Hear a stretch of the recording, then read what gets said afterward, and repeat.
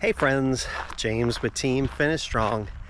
I am down here at the lake today doing some walking, but today on this reflection, we're gonna literally discuss how to walk in love.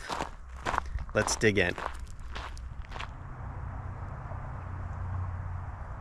You know, walking takes a little bit of effort, especially brisk walking like I am doing today. And you know, it's the same way with love. Love without action has no value at all.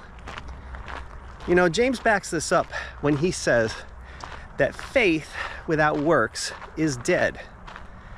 Faith has to have some action behind it to be meaningful. Otherwise, what is it?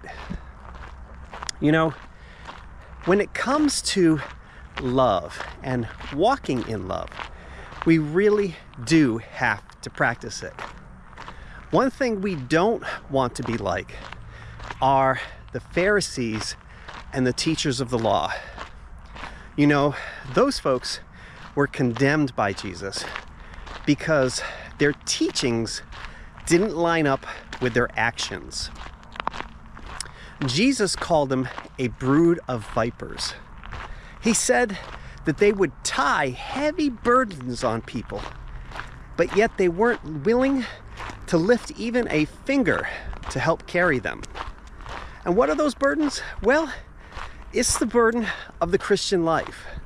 You know, we are called to righteousness, but we're not called to righteousness apart from the grace and help of the Spirit of God and other believers. And so believers have a critical part to play in the salvation and the discipling of others. And the key to all of it is having our actions motivated by love.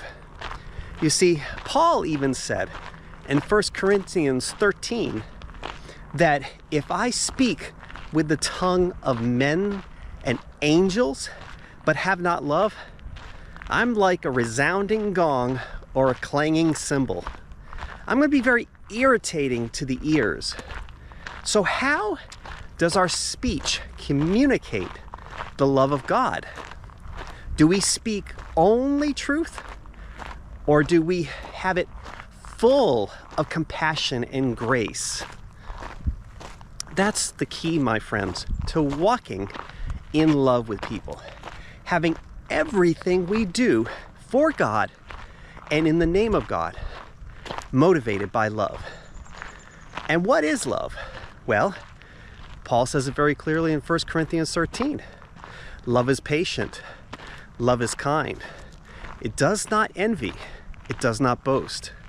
It is not proud. It is not rude. It is not self-seeking, and it is not easily angered. Love keeps no record of wrongs. It does not delight in evil, but rejoices with the truth. It always protects, always trusts, always hopes, always perseveres. Friends, that's a mighty tall order when it comes to a definition of love. And I'll tell you, friends, it's what we're called to do. But listen, if you're afraid or you feel overwhelmed at the prospect of loving like that, let me give you some relief, friends. It's not your job to love people like that. It's your job to let go and allow the overflow of the love of God to pour out through you to others. You see, you can't give what's not inside of you. And if you have the Spirit of God inside of you, you can tap into that source of power, that source of love that passes all understanding, and be able to share it with a world that so desperately needs to hear it. So friends, whether you're out walking or you're interacting with people, remember, let everything you do for the Lord be motivated by a 1 Corinthians 13 kind of love.